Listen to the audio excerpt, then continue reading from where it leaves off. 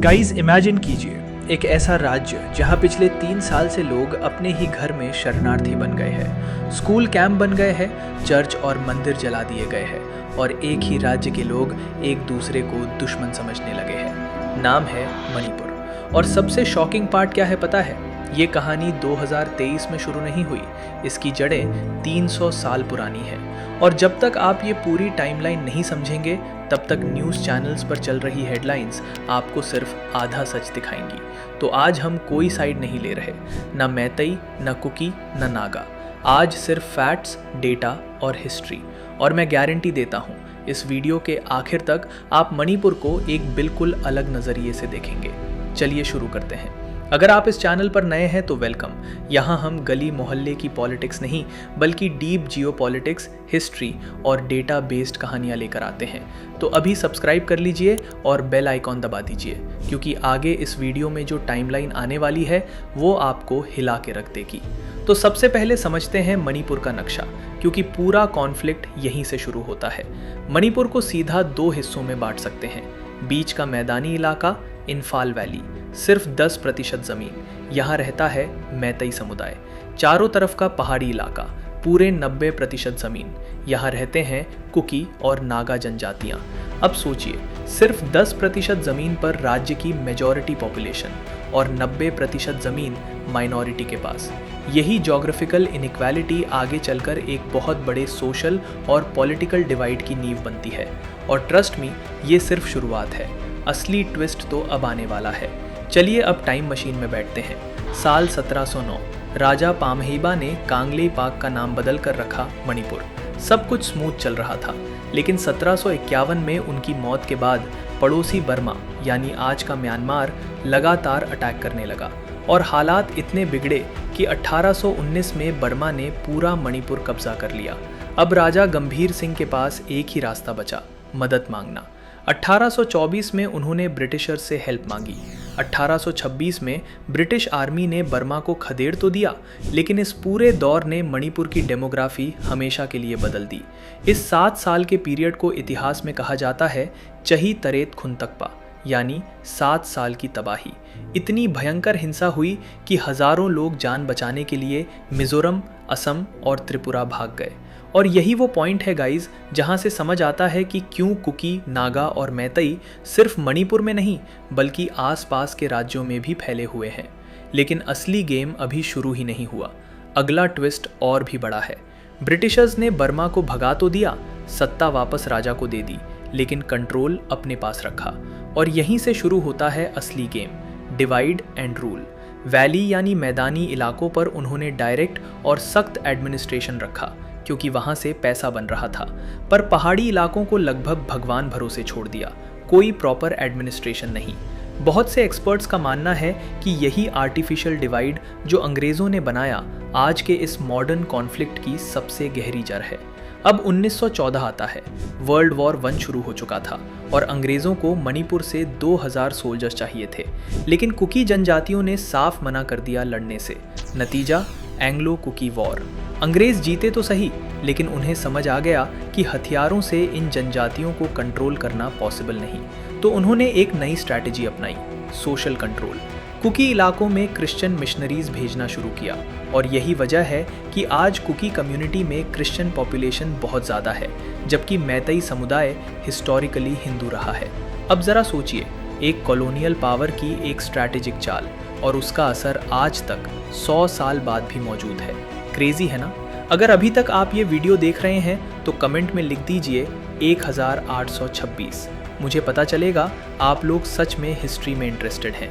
और अगला पार्ट, आज़ादी के बाद का मणिपुर, सुनने के बाद आपको समझ आएगा कि असली कॉन्फ्लिक्ट कहाँ से शुरू हुआ। अब सीधा आते हैं भारत की आज़ादी पर।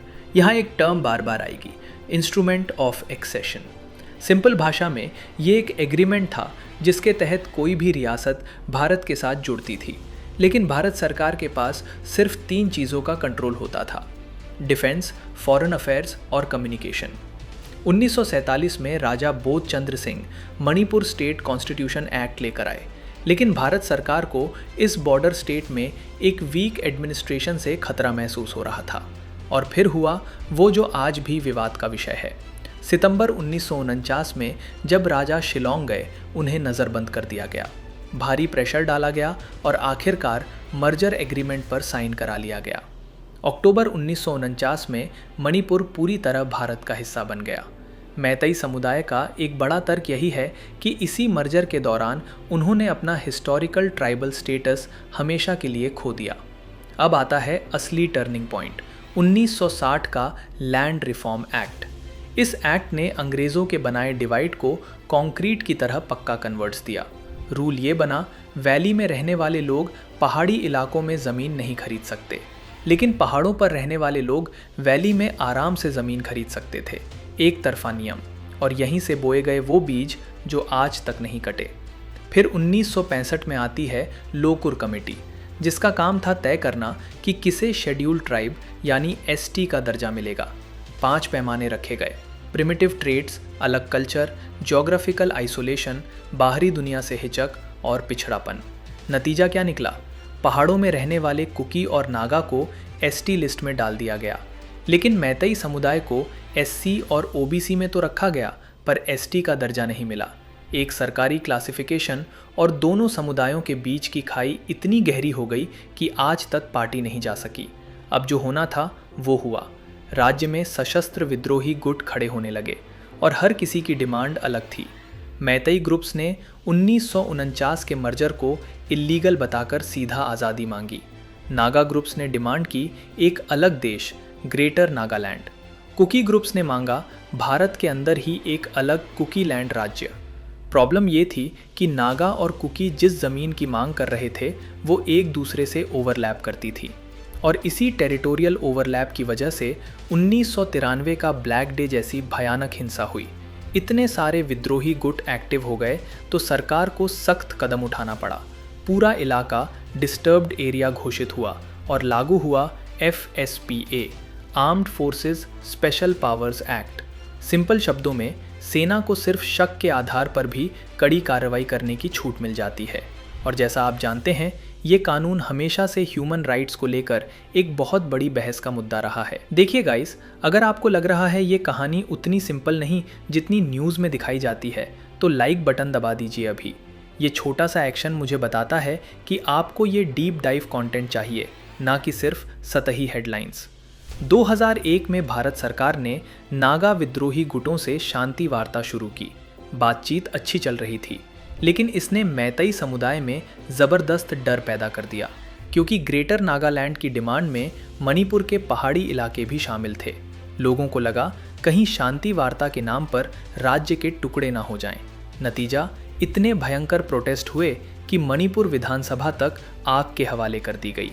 इस उथल पुथल को शांत करने के लिए 2008 में एक टेम्पररी अरेंजमेंट निकला, सस्पेंशन ऑफ ऑपरेशंस यानी SOO। केंद्र सरकार, राज्य सरकार और कुकी विद्रोही गुटों के बीच एग्रीमेंट। 2200 से ज़्यादा विद्रोहियों को 14 कैंपों में रखा जाएगा, हथियार लॉक कर दिए जाएंगे, और सबसे शॉकिंग पार्ट, उस लॉक की एक चाबी भारतीय सेना के पास होती थी और दूसरी चाबी कुकी कैंप लीडर के पास। ये एग्रीमेंट हर साल रिन्यू होता रहा, लेकिन कभी परमानेंट सॉल्यूशन नहीं बना। अब बात करते हैं असली गेम चेंजर की, डेटा और डेमोग्राफी। पूरे भारत की एवरेज पॉपुलेशन ग्रोथ रेट है करीब 24.66%, लेकिन मणिपुर का एवरेज दर्ज हुआ 32.46% और पहाड़ी इलाकों का आंकड़ा सिर्फ 10.18% के आसपास। ये नंबर्स नॉर्मल नहीं हैं, और यहीं से इल्लीगल इमिग्रेशन यानी अवैध घुसपैठ की चिंताएं शुरू होती हैं। और यही डेटा है मैतेई समुदाय की सबसे बड़ी चिंता। 1901 में मैतेई कम्युनिटी मणिपुर की टोटल पॉपुलेशन का 60% हुआ करती थी।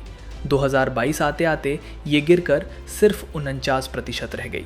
अपनी ही ज़मीन पर अपनी आबादी का घटता हुआ ग्राफ ये एक डीप इनसिक्योरिटी पैदा करता है। डर यही है कि कहीं वो अपने ही राज्य में माइनॉरिटी ना बन जाएं। तो चलिए पूरे मुद्दे को समराइज करते हैं। दोनों तरफ के आर्ग्यूमेंट्स को बिना बायस के सुनिए।